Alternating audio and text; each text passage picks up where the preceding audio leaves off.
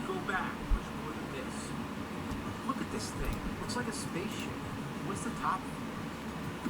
Controllers are even stranger. You get a reset button, two knobs on the sides. One to move vertical, one to move horizontal. And then one more to do God knows what.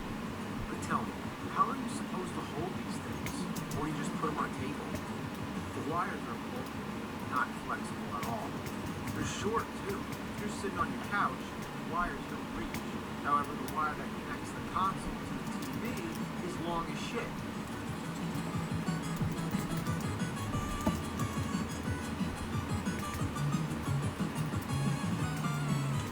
Alright, I guess you're supposed to play with it on your lap, on the floor.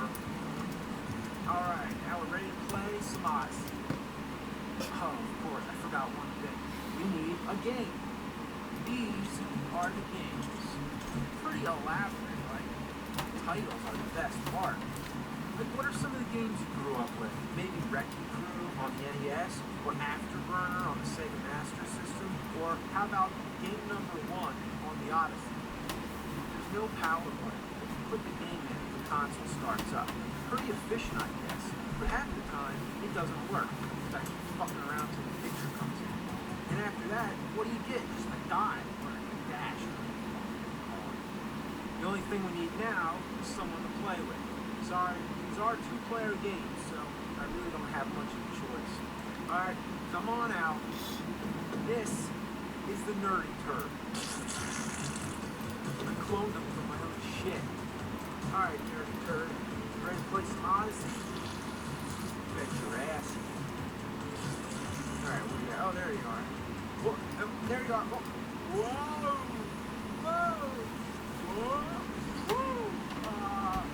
Let's play hide and seek, alright? I won't look, okay? Hide somewhere. You ready? Okay. Alright, are you here? Oh, I was close. What are you doing? Oh, I get it. It's like taking a shit. Let me try it. Oh! Let's both do it. I go with you, so it's like the shit's getting thinner as it comes out. Oh, it broke off. Let's make a popsicle. Yeah, it's a popsicle. You're raping me. You're raping me. Let's just go all over. Man, people in 1972 must have been bored out of their minds. They really got to use their imagination because the Odyssey doesn't have sound. When you think about it, it doesn't have graphics either. Yeah, check out all the stuff that comes with the system. You got chips, cards, dice, a scoreboard, and most important, the overlays. This is the substitute for graphics. They come in two different sizes. I'm screaming at it. The games themselves are all the same thing, just two dots on the screen, but they're all programmed slightly different. The instruction manual is absolutely imperative because without it, you wouldn't know the right combination for the game much overlay. Let's try some tennis. Just stick this son of a bitch on.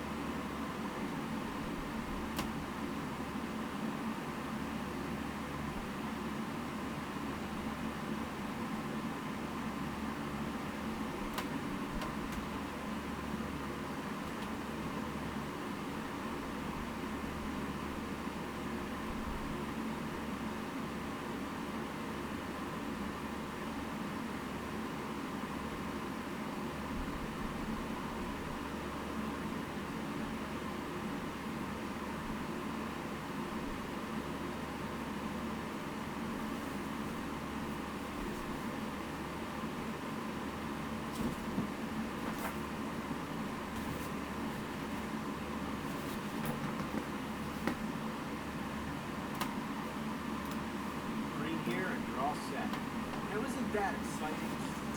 Yeah. You just gotta make all your own sound effects. You can cheat too. You turn these little knobs here, you can steer the ball. Yeah, that's not fair. It's a little dirty now, motherfucker. When in a tennis game with the ball ever fly around somewhere, it's surreal because you can move wherever you want. It's not like you have to stay on your side of the net. So the players have to keep their own rules and their own score. That's right, the game doesn't even keep score. It's a fucking free-for-all. Now let's try the speed game. All you do is move the light through the slopes. And with these controllers, it's harder than it looks. The only goal is to stay in the line and see how fast you can get to the end. It's up to the other player to keep time. Now that is what we call A desperate attempt at a video game. Now we have Simon Says. Just do what the card says and you see who gets there first. Simon Says go to the wrist. Simon Says go to the pet's ear. Now this is some A-class entertainment. Look at the dog's tongue. Oh look, she's got a nuclear boner. Nuclear boner! She's giving birth to a solar baby. Here it comes. It's time for football. And all I can say about this one is that for the first football game on a home video game console, it's fucking horrible. There's a board, a football marker, and pages of instructions to explain it all. You gotta do all kinds of math and calculate the movement and shit. So the hell with that. Hockey is much more fun. Just try to drive the puck into your opponent's net. If you keep tapping the reset button, you can change direction. Anything goes in this game. Gotta keep it away from the net. Keep it away from the net. Fast. This one's called Anal Logic. Yeah, that sounds fun. It's like the logic in your ass. It's supposed to take place in outer space. Each start on your own planet. I guess maybe Uranus and my anus. The idea is to get to the other player's planet by following a pattern of numbers. Figure out the patterns by adding the numbers of the last player's move into some fucking math equation. It might sound like a complete waste of time, but that's because it is. Cat and mouse. In this game, one player's a cat and the other player's a mouse. The cat tries to catch the mouse and the mouse tries to get to the hole. The blue squares are supposed to be furniture, so you have to go around. But there's nothing preventing you from passing through, so naturally both players are going to end up cheating. Besides, why can't the furniture look like furniture and the hole look like a hole? Instead, they're visual representations of what they may have looked like if this game had graphics. But it's an overlay. Draw some fucking furniture. Next is Haunted House, the first horror game. You're a detective going around picking up clues. The second player draws a card telling what clue it is. Also, the second player is hiding as a ghost. Oh, there you are. No matter how many times I've read the instructions, I just don't care.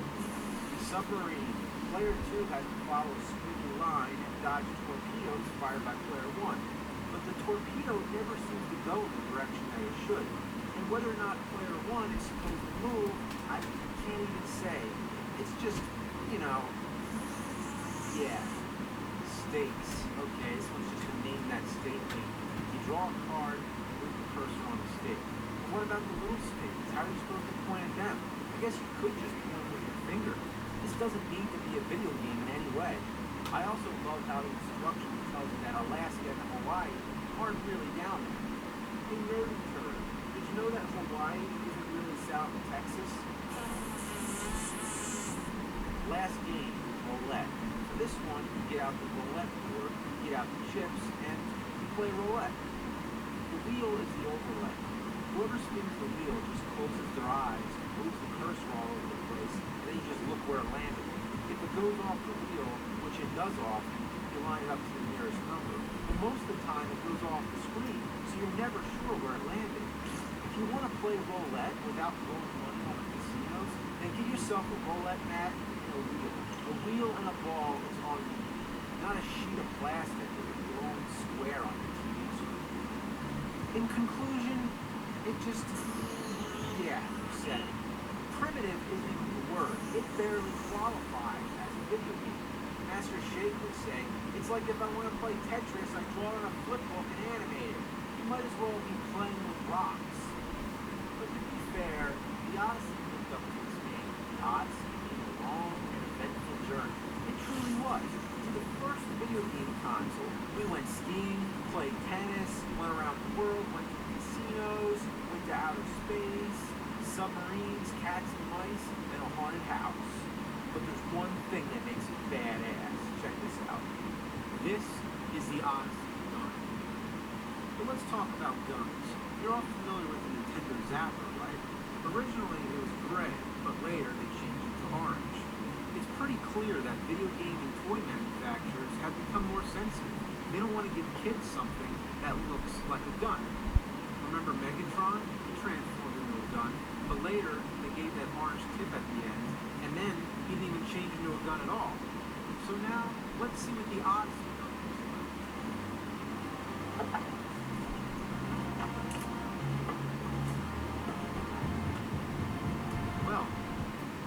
the Odyssey doesn't fuck around. I mean, this is what you call a gun. I mean, look at it. It's a gun. It's a fucking rifle. I mean, they could never get away with this nowadays. You could never, ever. It just blows my mind that there could exist a video game console that has a gun like this. Let's try it out.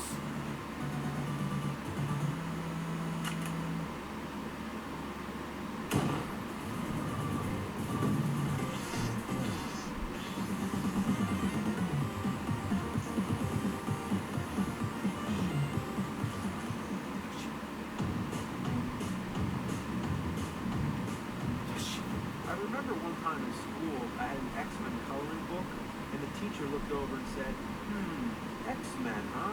There's women in there too, aren't there? That's kind of sexist. And I said, well, what's wrong with being sexy? No, I didn't say that. But I've always remembered that because it's a good point.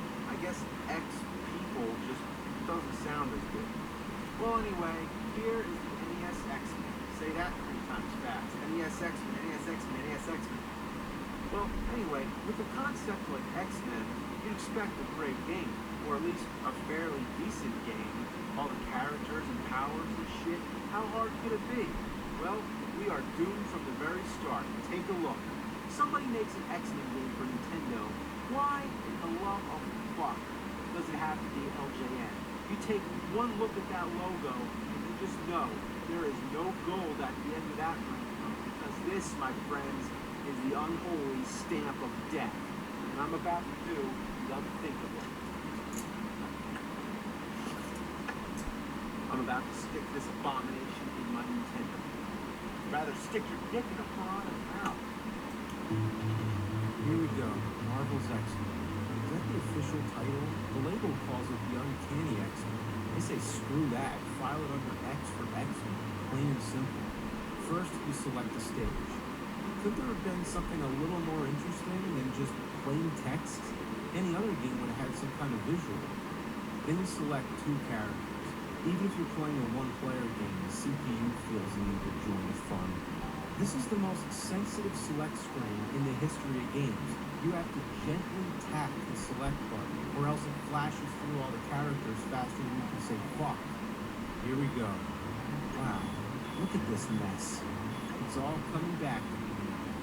This is one of those games I rented from the video store and wasted one of the weekends of my sad, pathetic life. Look at this. Cluttered pixels, scrambled textures, shit flying everywhere. It's a disaster. The characters look like stiff, mangled, colored shapes that barely represent who they're supposed to be. Cyclops looks the same as Storm. All they did was recycle the same character and color them all different. They all play the same, too. There's minor differences. Some can take a little more abuse than others or go slightly faster, but these differences are barely noticeable. The only major difference is that some characters shoot and some don't. The ones that don't shoot are stuck with this indefinable lunge attack. Look at it. What is he doing?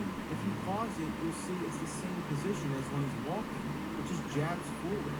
It's embarrassing. And what character would you pick? Would you pick a character that shoots lasers? Or would you pick a character that just goes around nudging everything? So here's my strategy, and I think you'll agree. You pick a character that shoots, and for the CPU, you pick a character that nudges. Then, as soon as possible, you let the computer get killed. Yes, the sooner that worthless bitch bites the dust, the sooner you can be free. Because the computer does nothing to help. It just wanders around and runs into walls. You end up getting stuck, having to wait for its stupid ass. You could do better if you play the game blindfolded. That's no exaggeration. Clearly, nobody tested this game. How could this have passed? And whatever you do, don't ever give the computer a character with a projectile. Because look, it's like giving a little kid 10 pounds of sugar and a super soaker. It goes apeshit, and it never, ever stops.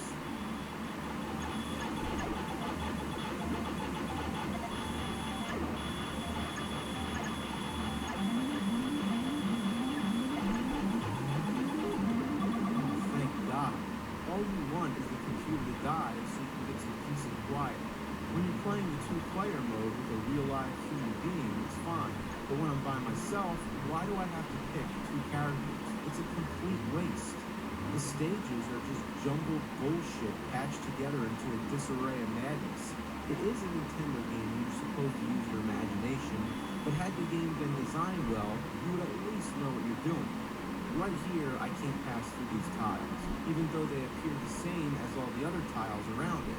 If all this clutter at least had some consistency, it would be somewhat acceptable. What's this right here? A hot dog in a bun? Or more like a pig in a blanket? What's all this? Where am I? Spaghetti zone? Okay, what's happening now? I'm frozen? What the hell? Oh, that's nice. Isn't that fair? That's like tying my hands behind my back. And how can I be frozen with a character that's called Iceman? I'd be better off with Iceman from Top Gun. Now what's this shit? A laser barrier? Oh, I've had enough of this shit. Well, after that disgrace, I'm happy to say there's an alternative. Yep, another X-Men game on Nintendo. Just called Wolverine. They didn't call it X-Men 2 or anything like that because I imagine they're trying to distance it as much as possible from that other piece of shit. Because the NES deserves one good X-Men game. And I bet this one's going to be much better because after all... What? Are you fucking kidding me? Both of them? They made both of them?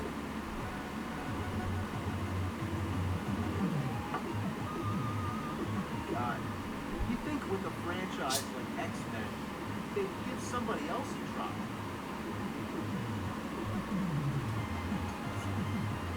I don't want to play this. I really don't want to play this. But I might as well get it over with. It's like getting a needle. Might not be too pleasant, but it'll be over before you know it. This is the Wolverine title screen. Looks promising, and here's the game. Oh, it's a side scroller, and as you may predict, you can play as Wolverine. That's fine. I'd rather have one character done well than have a bunch of shitty characters that are all the same. Wolverine looks more defined. When he punches and kicks, it actually looks like it. So we're almost there. But isn't there something missing? Something you'd expect Wolverine to attack with? His claws, right? Yeah, well, the select button brings out the claws. From there on, you can just slash everybody like you expect. You may be wondering, why in the hell would you not want to have the claws out the whole time? Well, guess what? I'll tell you. Every time you use your claws, it drains your life. So that kind of defeats the whole purpose, right? So just forget the claws. It will be nice to use them, but you can't. The ducking is incredibly delayed. When you push down, it doesn't just duck like any other game. It goes into this little animation. It's unnecessary, and it makes it hard to avoid getting hit by something. For power-ups, we have burgers. Yeah, what else could they do? They're fucking burgers. And we also have bottles, which could be anything, but I'm going to assume they're beer. That sounds about right. It's an X-Men barbecue, burgers and beer. Fuck you. How cheap is it to put the burger right on top of a propeller? What's up with the vocabulary? I've heard of an extra life or a one-up, but free game? Now it's time for the enemy roll call. We have green rotary dial telephones, Silver Surfers in flying wheelchairs, Silver Surfers air guitaring, John McClane from Die Hard, the Green Reaper throwing skulls, Frankenstein monsters wearing metal masks with visors like Jordan from Star Trek, and bubbles. The hit detection is so bad. I try to punch the bubble, but I can never hit it before it hits me. Don't mean to burst your bubble. The boulders are another thing that's a pain in the ass. They deliberately follow wherever you go. Not only is it annoying, but it doesn't make any sense. Are these boulders self-aware? Do they know where you're standing? Or is there an evil elf inside the hole chucking shit down at you? The levels are designed to be as frustrating as possible. There's so many times when you need to jump down, not knowing if you're going to land on a platform or just fall to your death. You just got to take a shitty guess. When you get hit, there's no recovery time either.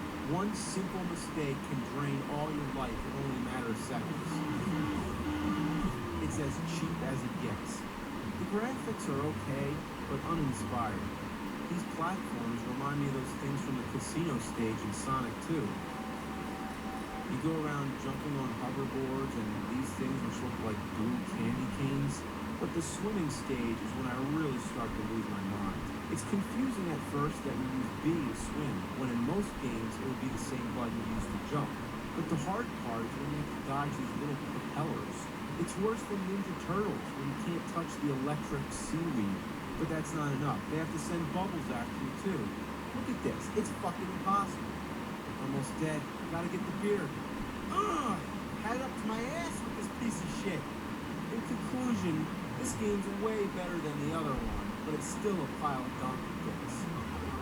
The X-Men game I remember most fondly is the arcade by Konami. Some versions had 6 players and a double panoramic screen. It was extremely monotonous, but satisfying as all hell. Welcome to Die? Okay. It was a classic style beat 'em up and one of the best in that category. Only problem, it was never released on a home console. It suffered the same fate as Konami's Simpsons game. Some might say these games would have been butchered on their home counterparts, but if you look at how well Turtles in Time fared on the Super NES, it only raises the question, why the fuck not do the same to X-Men and Simpsons? But oh well, at least we got a couple decent X-Men games on Sega Genesis. But there's a few things about them which are fucked up. Let's take a look. Well, the first game, you see it's a side-scroller again, but with good graphics and a selection of characters to choose from. One minor thing I don't like is with Wolverine, you still have to get out your claws. What's the big deal? Why are the claws so taboo? Fortunately, you don't lose health when you use them, so it's a step in the right direction. Another thing that's really weird is the stage select code. On the title screen, you do the code like normal, but after that, you expect to see some kind of stage select screen. But no, instead, the game starts up like normal. You have to walk over these panels in the background, which now suddenly represent the stages. You have to go through the effort of counting the one you won, crouch down and hit C, and then it warps you to the desired stage. If you know the code, what's the point of having to do all that shit? But the worst thing is that there's a stage where you're supposed to reset your Genesis. Yes, you actually have to hit the reset button to beat the stage. But how are you supposed to know? All that happens is a big blue computer in the air. You destroy it and you walk around like a dumbass trying to figure out what to do next. If it would have said reset your Genesis, or at least give you some kind of fucking clue, that would be okay. It would still be weird, but at least you would know what to do. Not to mention, if you were playing it on the Sega Nomad, you wouldn't even be able to do that because it has no reset button. And the reset button on my Genesis Model 2 is broken. Good thing I have more Genesises. Genesises? Is there a plural for Genesis? Should I say genocide? At last, we have X-Men 2 Clone Wars. Clone Wars. George Lucas have anything to do with it? You pop the game in, turn the power on, and before you know it, you're playing the game. That's it. No title screen. Not even the Sega logo. That doesn't happen until after you beat the first level. You don't even get to pick a character. It just randomly selects it for you. What kind of game does that? Other than that, it's pretty damn good. It's side-scrolling action on the Genesis at its best. And guess what? Wolverine's claws are out. Now, doesn't that kick ass? You went from having no claws to having them hurt yourself to just having them retractable to just having them. It took us a long time to get there, but this one finally got it right. When it comes to X-Men games, that's the one I recommend. But the 2 NES versions, stay away. Stay away as far as possible. They suck. They suck balls. This one sucks my left ball. This one sucks my right ball. Welcome to Die!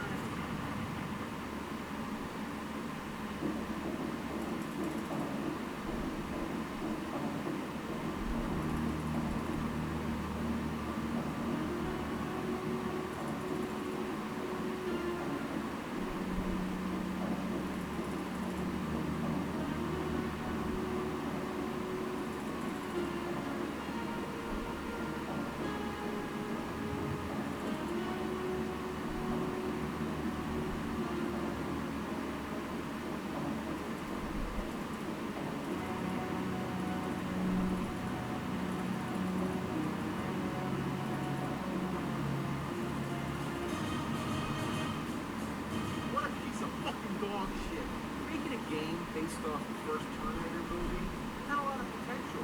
The movie was like film noir, action, science fiction, and time travel all thrown together into a blender. But the game was like taking that same blender to put cat piss, horse dump, and pig vomit. Yeah, now that's a shape you don't want. So if you played this game, you're probably traumatized. But don't worry, because now is the time to purge those inner demons, because the battle for the past is going to be fought in the present, right here, right now. Man, that's too dark. Let's just start the game. As far as the plot's concerned, I'm not determining Kyle Reese in the future, which seems like the best possible concept. But look at the graphics. This is what you call 8-bit barf. You're jumping around on half-disappeared blocks, Q-tips, and pipes. What is this, Super Mario Brothers? The backgrounds are just a random mishmash of gray bricks. It's so depressing to look at. Am I not mistaken? Wasn't the NES capable of a more versatile color scheme? The top bar is monochrome, it's just black, white, and green. Look at the life meter. The black part's the amount of life you have, and the green is the empty part, which is real confusing because when I look at it, I can't help but feel it should be the other way around. The music is unacceptable. Listen.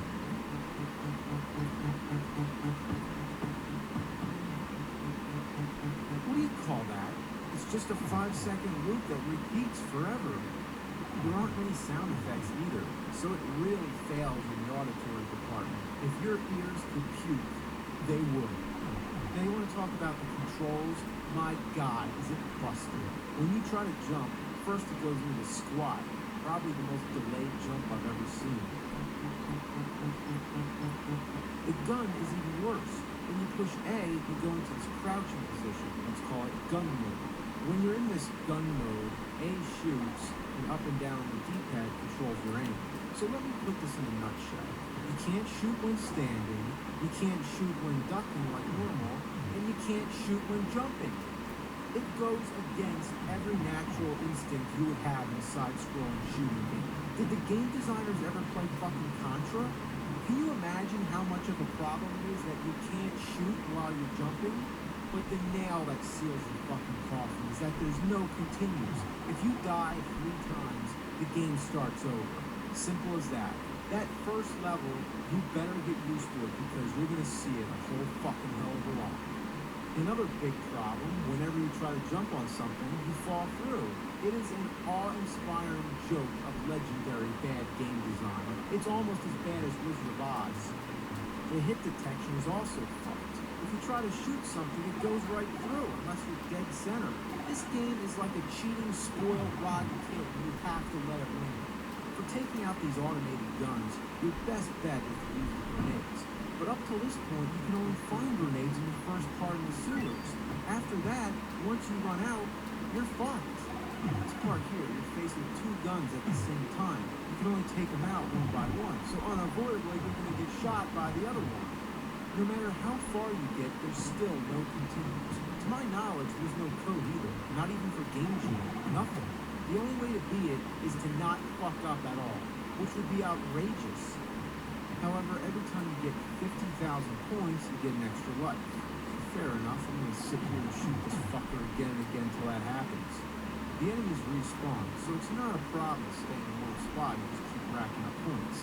The only real sacrifice is that you're going to be doing this for a long time.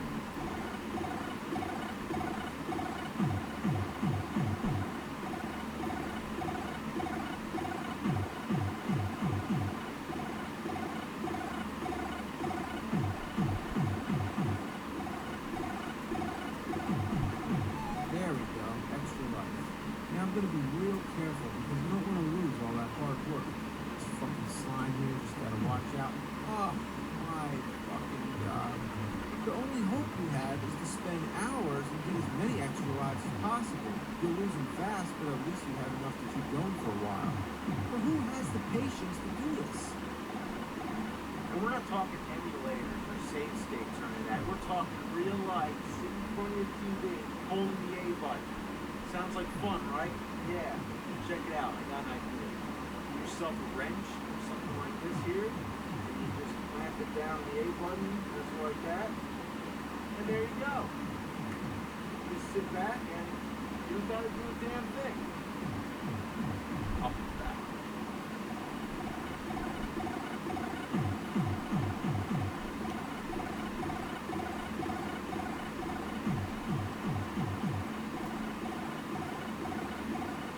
Now look at that. I have 6 lives already.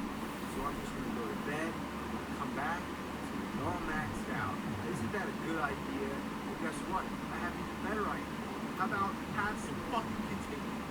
Think you have to put a wrench on a controller? Is that what you want to do with your life? It's senseless. But that's what happens.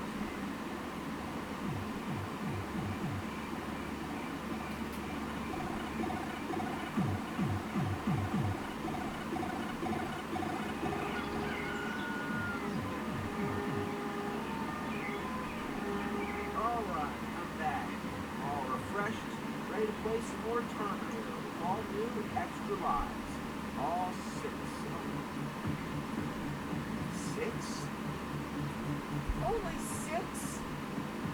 Okay, I gotta be honest. It's only one digit. I'd expect more than 9. But why a random number like 6? That means that some fucked up masochist actually programmed it that way, made a decision, let's see, why do you do more than 6? That's too much. Fucking asshole. The only thing I can think of now is to wait till you die 5 times and do it again. Then all of a sudden you're in a truck getting showered with fireballs. There's little you can do to control the truck, so all that's going to happen, you're just going to die and die and die. You can't hit it either, because your bullets just scatter all over the place. Eventually, you outrun the fucking thing. But next, you're being shot at by some metal tank monstrosity. At this point, you're just taking it in the fucking ass. All that's going to happen, you're going to get shot again and again and again. The next part of the game is just another death trap. Now, do you see what happened? All those extra lives, gone. And there's still no regular enemies. So I have no hopes of getting any more. If I die, the game's over. But this is the most frustrating thing I've ever seen. The spears don't have any clear pattern. They just pop up at random, so I gotta get lucky. And look at these platforms. Could they be any smaller? Realizing before how hard it is to make your mark, imagine how insane it is to land dead center on a space that's more narrow than the character itself. If you land on your feet, it doesn't count. You have to land on the empty space in between your feet. Ah, fuck. Okay, 0 lives. That means I have one more chance. Jump. Jump. Jump.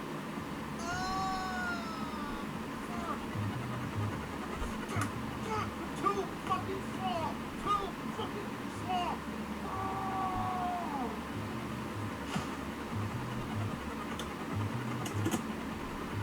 You're terminated. I can't believe that shit like that could have been released on the NES as late as 1992. December 1992. By then, Super Nintendo was out. Speaking of which, let's check out its 16-bit counterpart. Thankfully, it's not just a graphical enhancement of the same game. This one's entirely different.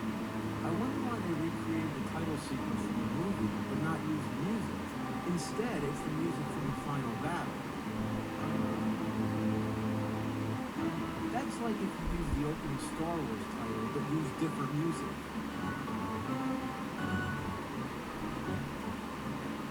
So if there's anything these games are missing right off the bat, it's the Terminator theme. Again, you're Kyle Reese, but instead of being in the sewers, you're in the battlefield, just like the flashback scenes in the movie. So we're definitely a step in the right direction. The gunfire is way better. This time you can actually shoot like normal, rather than going to that stupid crouching mode. You can even shoot on the ladders, which is kind of cool. But the only thing that sucks, you can't shoot straight up or toward the ground. There's no other perfect example than the Contra series. You can shoot in any fucking direction you want, and they're still challenging games. But here, you're stuck with all these enemies that you can only hit with grenades. Once you run out of grenades, you're fucked. If you're gonna make a game where you can't shoot the ground, don't have enemies that are on the fucking ground. The foreground graphics always get in the way. How is it fair when I can barely see the enemies? And what the fuck are these things anyway? Decepticon dildos? Look, I just hit my head and died. Surprisingly, this game is really hard. Now I can imagine what Kyle Reese and good old Johnny C had to go through. Just running out into a wasteland full of maniacal machines, shooting bombs and lasers at your left and right. There's shit shooting from the sky, shit on the ground. There's shit everywhere. You get annihilated. Those movies are very unrealistic. There's no way they could survive. But the time travel concept, that's okay. Look at the bullets. They have no pattern. It's like there's a second player controlling them. Before we have any time to react, the Terminators pop out and shoot them. It's not easy to take it slow when your character can do nothing but run. My only strategy is to step and duck. But even then, half the time, I still get hit. I don't get hit that often, but apparently enough to die, and you actually get 5 lives. Once they're gone, you guessed it, no continues. But it doesn't matter because I can't even beat the first stage. It doesn't look that hard, but good lord, it just goes on and on and on. Even with 5 lives and health power-ups, I can't last any further. I got to this truck part, which is still part of the first stage, but this is even worse than the truck stage in the NES version. You can only shoot in 3 directions, which means you can't hit this thing when it goes between. And there's not a damn thing you can do to protect yourself. You can't move, you just keep taking hits from these exploding bowling balls. Finally, it goes away and you're back on foot. After such a long sprint, you think that thing will lead to the boss. But no, how naive. So you keep running this everlasting shitty marathon, shooting shit and getting shit shot at you. Eventually, you come to the boss, right? It's certainly big enough to be the boss, and it certainly took long enough to get this far. I'm gonna say it's the boss. Die, die! Yeah, alright, that's it. What now?